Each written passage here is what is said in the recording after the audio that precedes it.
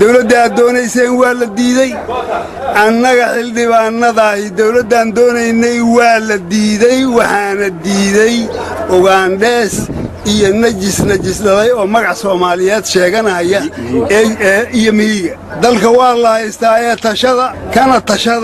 tashada in aad iska dhicino oo aan iska dhicino nimanka la yiraahdo shisheeyaha inoo yimid iyo kuwa Soomaalida ah ee shisheeyaha u shaqaynaya ee u shariifna maahane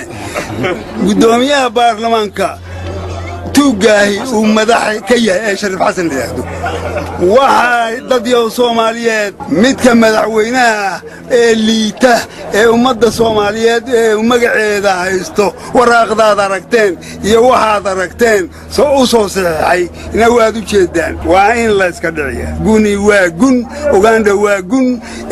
ay u shaqaynayaan waa gun 38 dawladood baa halkan timid inay qabsato ummadda Soomaaliyeed karaamad waxaan markeedin leeyahay dadka hadalkayga dhageysanayo arrinku waa arrin idin yaal uma yaalo kuwa dheef jecesha